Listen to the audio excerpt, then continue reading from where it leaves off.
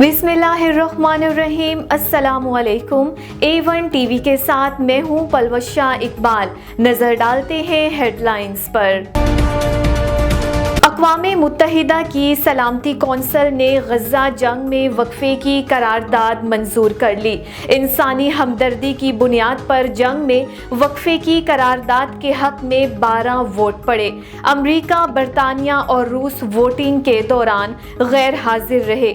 सलामती कौंसिल के किसी रुकन ने करारदाद की मुखालफत में वोट नहीं दिया। इसराइल ने अक़वाम मुत्तहिदा की सलामती कौंसिल की करारदाद को मुस्तरद कर दिया। इसराइली फौज ने सर्च ऑपरेशन में नाकामी के बाद अल शिफा हस्पताल पर बिलडोजर चढ़ा दिए। इसराइली फौज की अल शिफा हस्पताल में तोड़ फोड़। सेहोनी फोर्सेस की कॉम्प्लेक्स की मरकजी इमारतों से मुतादिद अफराद को गिरफ्तार कर लिया।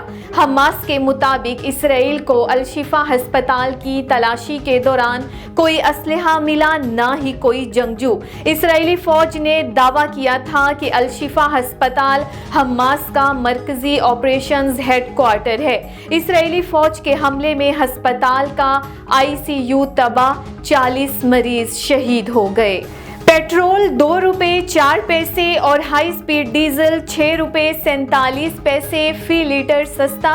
पेट्रोल की नई कीमत 281 रुपये 34 पैसे और हाई स्पीड डीजल 296 रुपये 71 पैसे फी लीटर हो गया। मट्टी के तेल की कीमत 6 रुपये 5 पैसे और लाइट डीजल की कीमत 9 रुपये 1 पैसे कम की गई।